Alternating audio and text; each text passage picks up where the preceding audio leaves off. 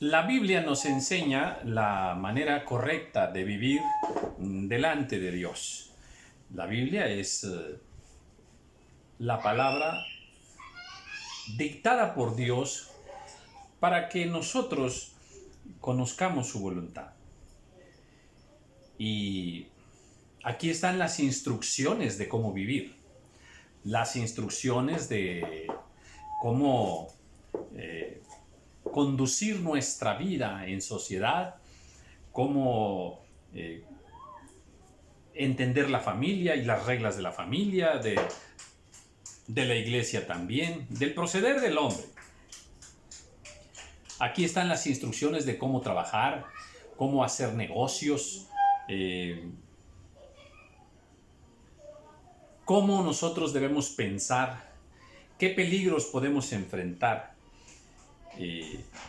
Es el manual de la vida de todos los quehaceres humanos, en todos los órdenes. Cómo entender a Dios, cómo entender los misterios de Dios.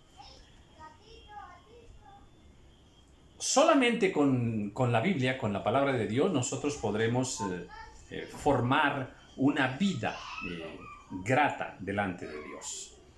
Sin este libro, sin este manual de vida, el hombre se dispersa, se distorsiona. El hombre va a cometer muchos errores. El hombre no va a saber qué hacer. Aquí está la voluntad de Dios para el soltero, para el casado, para el anciano, para el niño. Los órdenes de autoridad que tienen que ser establecidos. Y porque eso es bueno delante de Dios.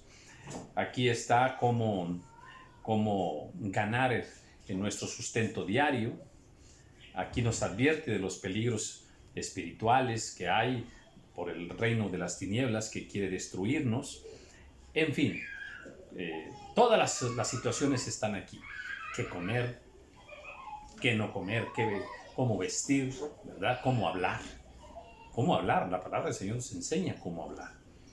En fin, bueno, pues este manual de vida precioso, hermoso, ¿verdad? También nos da las instrucciones de cómo debe ser la iglesia. Y bueno, estamos tocando algunas enseñanzas,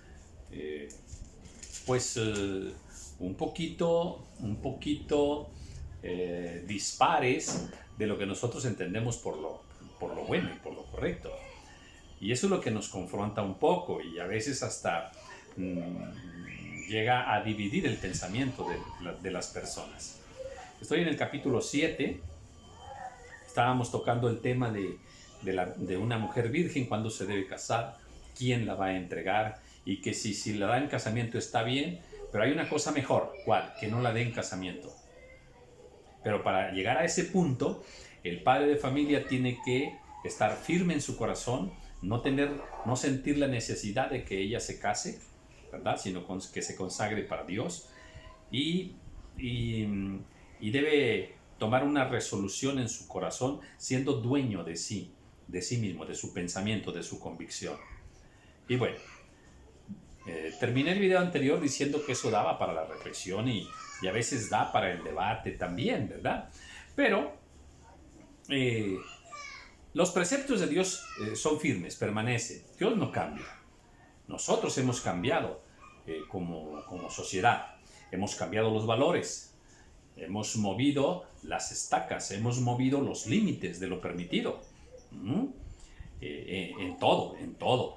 Desde el lenguaje mismo hasta costumbres y ordenamientos sociales. Y bueno, es el hombre quien ha movido los límites, pero Dios no ha movido los límites. Entonces, por eso vuelvo a reiterar, si queremos entender y conocer a Dios, tenemos que creer su palabra, respetar su palabra, ¿verdad? Y no intentar cambiar nosotros la voluntad de Dios acomodándonosla nosotros mismos. Lo que nos conviene, lo que no nos conviene. Si algo vemos que está muy duro, no, eso está muy duro, eso ya no aplica para hoy. Lo que pasa es que en aquel tiempo, y echamos ahí una serie de reflexiones, ¿verdad? Que no pueden competir contra la voluntad del Señor, ¿eh? Bien. Dice, la mujer casada está ligada por la ley mientras su marido vive. Pero si su marido muriere, libre es para casarse con quien quiera, con tal que sea en el Señor.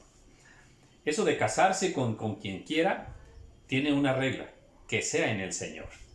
O sea, en el caso del pueblo de Dios, pues si una hermana en Cristo muere su esposo y ella ya una vez que es viuda quiere volverse a casar, pues Dios dice que si se casa, se case otra vez con un hijo de Dios, otra vez con un cristiano, ¿verdad?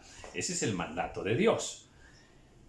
Pero a mi juicio, dice aquí el apóstol Pablo, más dichosa será si se queda así, o sea, sin casarse. Tremendo, ¿verdad? No pensamos así hoy, ¿verdad? Es como en el caso de los hijos, ¿verdad? El pensamiento de Dios es que los esposos tengan muchos hijos. El pensamiento de ahora no es ese, ¿verdad? 1 o 2, la parejita y ya. Creemos que ahí termina la voluntad de Dios. No. Los que estamos equivocados somos nosotros, ¿verdad? El que dice lo correcto es Dios.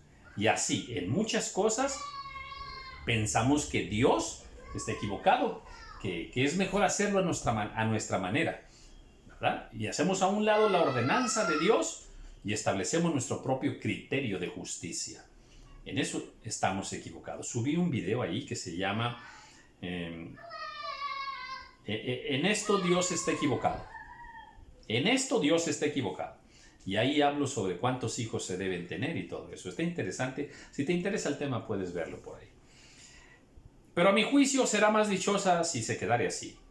Y pienso que también yo tengo el Espíritu de Dios. Qué interesante aquí como Pablo, fíjense bien, Pablo hizo un juego de palabras en este capítulo, ¿verdad? Mas no digo esto por vía de mandamiento, sino por vía de concesión.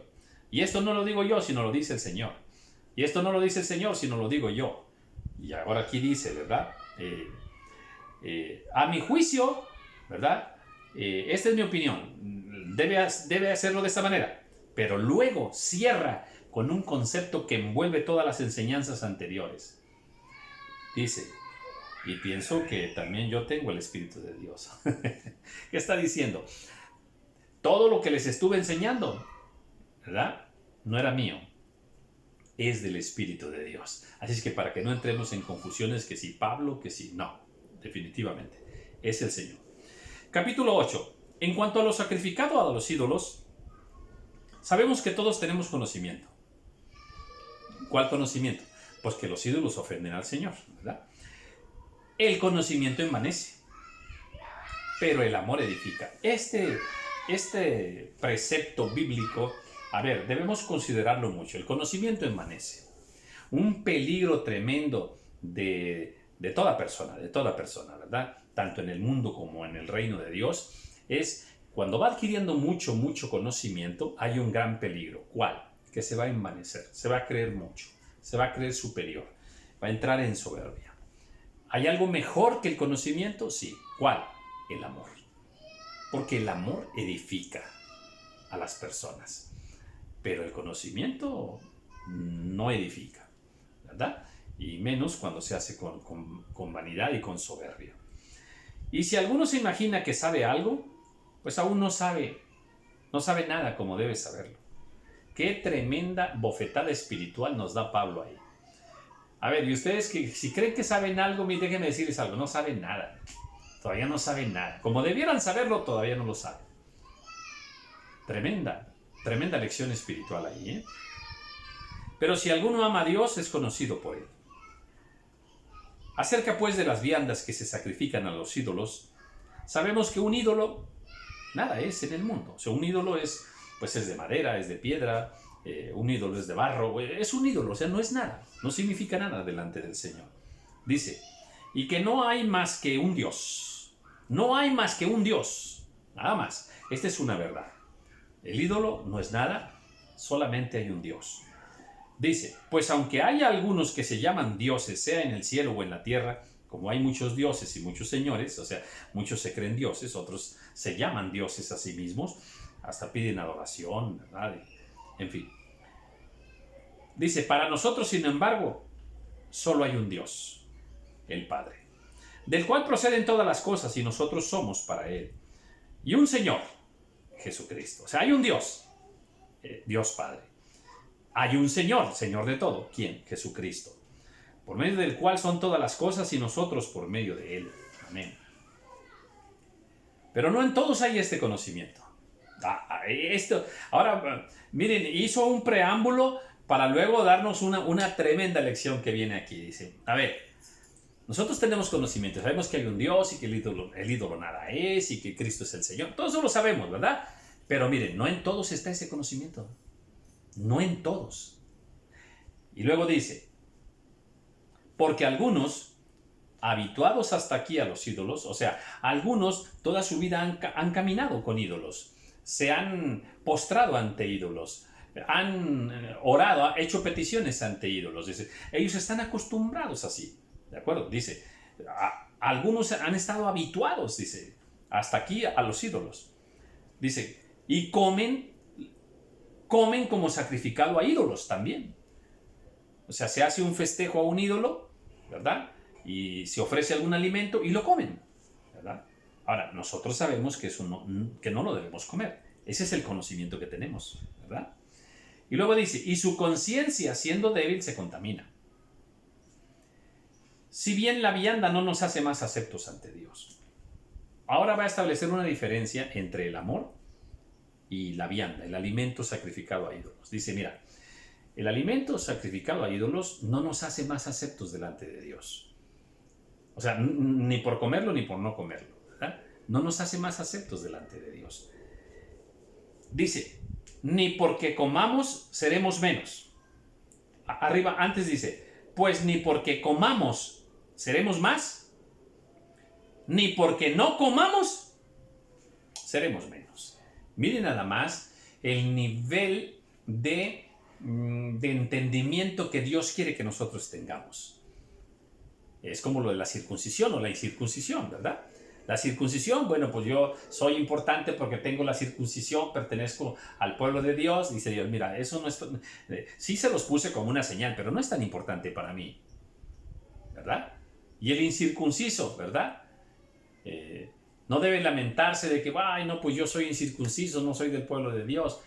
Tampoco, porque Dios va a decir, mira, tu incircuncisión no me importa.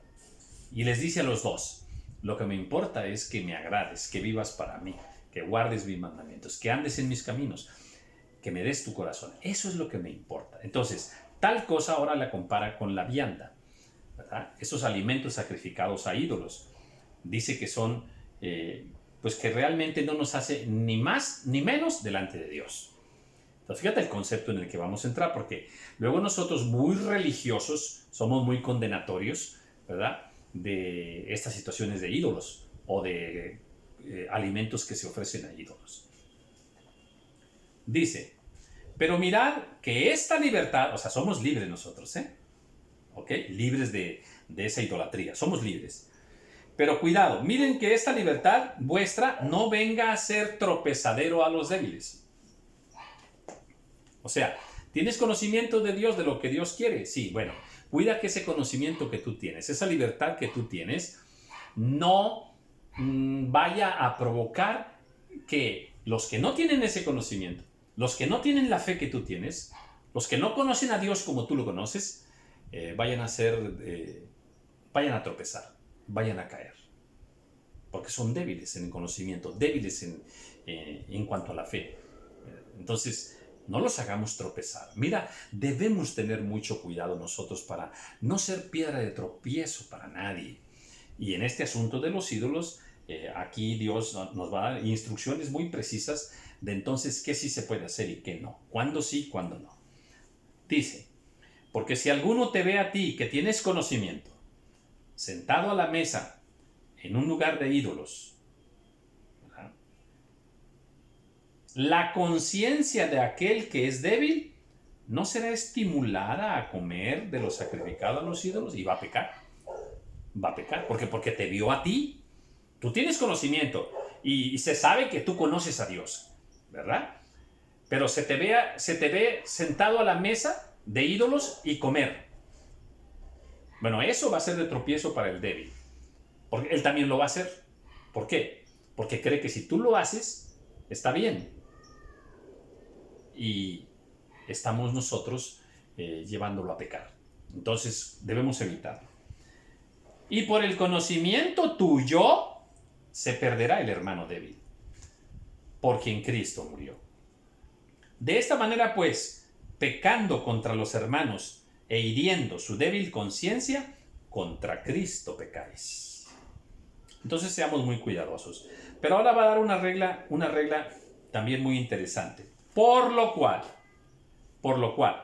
si la comida le es a mi hermano ocasión de caer, dice, no comeré carne jamás, para no poner tropiezo a mi hermano. Muy interesante, ¿verdad? Esto es muy aleccionador de lo que Dios quiere. Amén. Tengamos mucho cuidado entonces con estos asuntos, que si el Halloween, que si los tamalitos en tal festejo, ¿verdad? Seamos muy cuidadosos, ¿verdad? Luego dice, aquí la enseñanza principal es que no hagamos tropezar a nadie, con asuntos de comida, ¿verdad? Sino el amor es mejor. Capítulo 9. ¿No soy apóstol? ¿No soy libre? ¿No he visto a Jesús el Señor nuestro? ¿No sois vosotros mi obra en el Señor? Si para otros no soy apóstol, para vosotros ciertamente lo soy, porque el sello de mi apostolado sois vosotros en el Señor. Está reconfirmando su apostolado. Ahora, aquí hay que tener mucho cuidado, porque hay una discusión muy pueril, hay una discusión muy vana, en el sentido de que si actualmente hay apóstoles o no hay apóstoles, ¿verdad?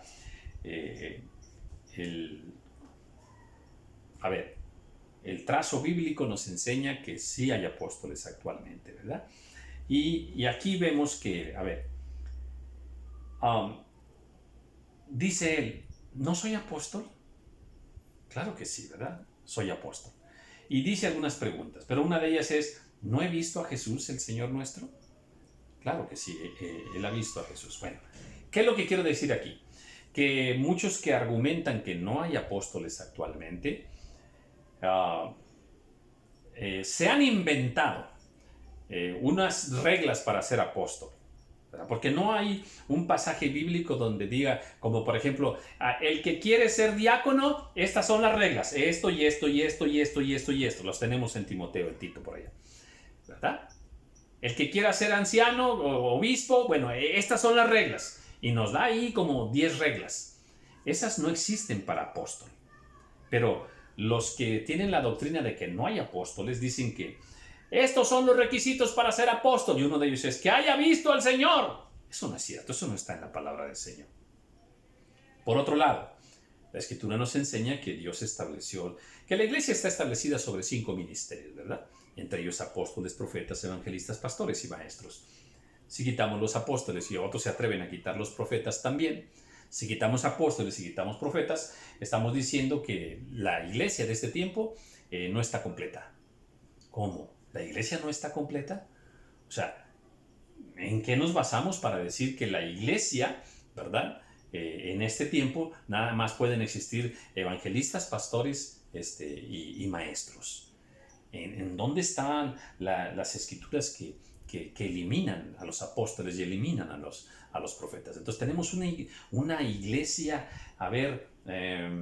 que fue cortada, que se le cortó la cabeza, y no me refiero a Cristo, me refiero a los apóstoles, ¿verdad? Y a los profetas. Entonces, no, esto es insostenible, ¿verdad? Teológicamente es insostenible, ¿verdad? Bien, sigo. Si para otros no soy apóstol, para vosotros ciertamente lo soy, porque el sello de mi apostolado sois vosotros en el Señor. Contra los que me acusan, esta es mi defensa. ¿Acaso no tenemos derecho de comer y de beber? Interesante. ¿No tenemos derecho de traer con nosotros una hermana por mujer, como también los otros apóstoles y los hermanos del Señor y Cefas? ¿Verdad? Bueno, pues Una vez más aquí recuerda, los hermanos del Señor. Los hermanos del Señor. Aquí esta expresión, ¿verdad? Ahora sí es tajante en cuanto a aquellos que dicen que cuando la Biblia habla de los hermanos de Jesús, se refiere a primos de Jesús, a familiares, pero no hermanos, hijos de María. Pues aquí lo vuelve a repetir de una manera tajante. ¿Cuál? Y los hermanos del Señor, o sea, ya los diferencia, los hermanos del Señor. Interesante. ¿O solo yo y Bernabé no tenemos derecho de no trabajar? ¿Quién fue jamás soldado a sus propias expensas? ¿Quién planta viña y no come de su fruto? ¿O quién apacienta el rebaño y no toma de la leche del rebaño? ¿Digo esto solo como hombre? ¿No dice esto también la ley? Porque en la ley de Moisés está escrito, no pondrás bozal al buey que trilla. ¿Tiene Dios cuidado de los bueyes? ¿O lo dice enteramente por nosotros? Pues por nosotros se escribió. Porque con esperanza debe arar el que ara y el que trilla, con esperanza de recibir del fruto. Amén. Bueno, pues privilegios que también tienen los que sirven en la casa del Señor. Vivir del Evangelio, ¿verdad? Tener su propia mujer. Recibir un salario también. Ahora, qué interesante aquí, hay un versículo allá en el Antiguo Testamento, ¿verdad? Que dice, no pondrás bozal al buey que trilla. No pondrás bozal al buey que trilla. Bueno, es una ordenanza dada para cómo debes tratar a los animales. ¿Ok? O sea, está dada en cuanto a la naturaleza, a los animales, al trato de los animales. Bueno, pero en ese versículo también hay enseñanza para el que trabaja, así como el buey trabaja ahí sembrando, ¿verdad? La semilla, ¿verdad? En el campo, con el arado. Bueno, así también los hijos de Dios, los siervos del Señor, trabajamos en su reino, ¿verdad? Y aplica también. Pablo mismo aquí lo está diciendo, pues si por nosotros se escribió ese versículo. Entonces podemos ver cómo la palabra de Dios se aplica en lo natural y se aplica para asuntos espirituales también. Dice en el versículo 11, si nosotros sembráramos entre vosotros lo espiritual, ¿es gran cosa si segáramos de vosotros lo material? Tremendo. Nosotros les damos un servicio espiritual. También tenemos derecho de que ustedes nos den, ¿qué? De lo material que necesitamos para vivir, que nos compartan, ¿verdad? Así está establecido y así se debe hacer. Este es un mandamiento del Señor. Claro que Dios también nos da instrucciones con respecto a la codicia, a la avaricia, a robar, a las malas intenciones, desde luego. Pero eso no quita que haya una ordenanza del Señor, que los siervos del Señor vivan del altar.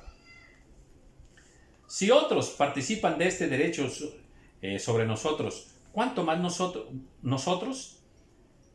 Pero no hemos usado de este derecho, sino que lo soportamos todo, para no poner ningún obstáculo al Evangelio de Cristo.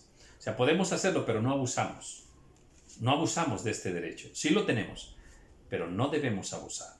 ¿No sabéis que los que trabajan en las cosas sagradas comen del templo y que los que sirven del altar participan? Desde luego que sí. Así también ordenó el Señor a los que anuncian el Evangelio, que vivan del Evangelio. Más claro no puede estar, ¿eh? Amén. Pero yo de nada de esto me he aprovechado. Ahí está. Yo no me aprovecho de esto. No soy abusivo. Ni tampoco he escrito esto para que se haga así conmigo. O sea, tampoco estoy usando esta palabra de Dios pues para que ustedes me favorezcan, para causarles lástima. Ay, pobrecito Pablo, hay que darle una buena ofrenda. No. Él no usa esos artificios, ¿eh? Porque prefiero morir antes que nadie desvanezca esta mi gloria. ¿Cuál es mi gloria? Servirles. ¿Cuál es mi gloria? Enseñarles el Evangelio, ¿verdad? Cuidar sus vidas espirituales. Esa es mi gloria. Esa es mi recompensa, ¿verdad? Y dice, bueno, pues doy mi vida por ello. Doy mi vida por ello. Pues si anuncio el Evangelio no tengo por qué gloriarme, porque me es impuesta necesidad. Y ay de mí si no anunciar el Evangelio. Ay, qué hermosa escritura, ¿eh? dice, me es impuesta necesidad. O sea, hay algo que me empuja, hay algo que me obliga, hay algo que me presiona a servir a Dios, a vivir para Dios, a amar a Dios, a sufrir por el Señor, a predicar el Evangelio. Y dice, y ay de mí, si no anunciare el Evangelio, ay de mí. Pues él sabe que era una encomienda de parte del Señor.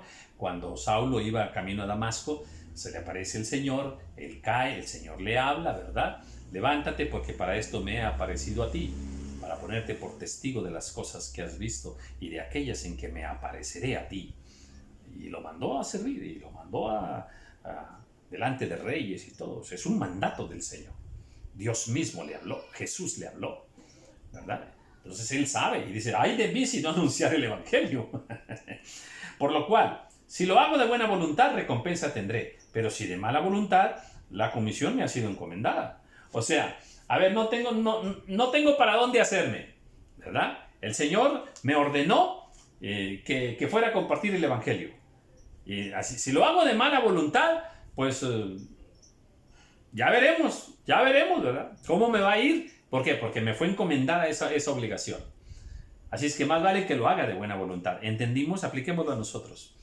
Si eres esposo, pues no te vayas, a ver, no te lamentes, a ver, no hagas de mala voluntad tus funciones de esposo, tus funciones de padre. No te vayas a trabajar de mala voluntad, enojado. No, hombre, yo no quiero ir, estoy bien cansado. No lo hagas de mala voluntad. Y hermana, usted que se queda también en las labores de casa, no las haga de mala voluntad. ¡Ay, otra vez! Tengo que arreglar la casa. No hagamos las cosas de mala voluntad. Es que esto de hacer las cosas de buena voluntad agrada mucho al Señor en el trabajo, donde quiera que estemos, y más en el cuerpo de Cristo. Hay que hacer las cosas de buena voluntad, con buena actitud, con gozo, con alegría, con disposición. Esto es bueno. Hagamos las cosas de buena voluntad. Incluso Dios pide que si vamos a ofrendar, ¿verdad?, se haga de buena voluntad y no como por obligación. ¿Cuál pues es mi galardón? Que predicando el Evangelio presente gratuitamente el Evangelio de Cristo, para no abusar de mi derecho en el Evangelio. Gratuitamente. Gratuitamente. No cobrar. No cobrar. Gratuitamente.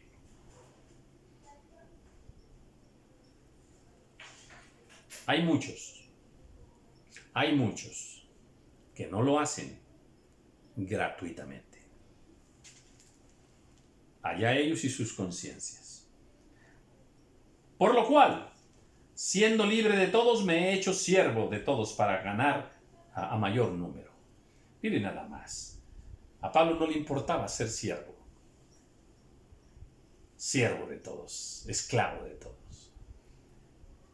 A muchos líderes de este tiempo no les gusta este versículo. Ser siervo es ponerse debajo de todos. Pero lo que se enseña ahora en las iglesias es estar arriba de todos. Como ministerio, como pastor, basura espiritual.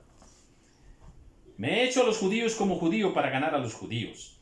A los que están sujetos a la ley, aunque yo no esté sujeto a la ley, me he hecho como sujeto a la ley, para ganar a los que están sujetos a la ley. Qué hermoso, ¿eh? Qué hermosa comprensión del apóstol, ¿verdad? Sufre con los que tienen que sufrir, llora con los que tienen que llorar, ¿verdad? Seamos nosotros empáticos con las necesidades, con las costumbres, ¿verdad?, de los demás. Y hagámonos un tanto como ellos, no en pecado, no en pecado. Me he hecho drogadito para ganar a los drogaditos. No, claro que no. Me he hecho adúltero para estar con los adúlteros, ¿verdad? Y ganar a algunos adúlteros. No, desde luego que no. Eso es basura. Pero hay cosas en las que nosotros tenemos que hacernos un poco a la manera, ¿verdad? Mientras no sea pecado, ¿verdad?, a la manera de los demás, para ganarlos para Cristo. Ya los que están sin ley, como si yo estuviera sin ley, no estando yo sin ley de Dios, sino bajo la ley de Cristo, para ganar a los que están sin ley. Me he hecho débil a los débiles, para ganar a los débiles. A todos me he hecho de todo, para que de todos modos salve a algunos. Y esto hago por causa del Evangelio, para hacerme copartícipe de él. Pues maravillosa enseñanza, ¿verdad? Del apóstol Pablo. ¿Cuánto tenemos que seguir aprendiendo? Muchas cosas, ¿eh? Y hay más misterios y más revelaciones que el apóstol Pablo tiene para nosotros en este libro de Primera de Corintios. Luego pasaremos a Segunda de Corintios. Bien, aquí termina este video.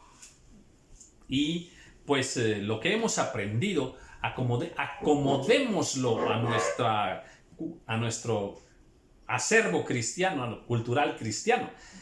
Es un ladrillo más acomodado a nuestra vida espiritual que nos va a hacer más efectivos en el reino de Dios. Paz a ti.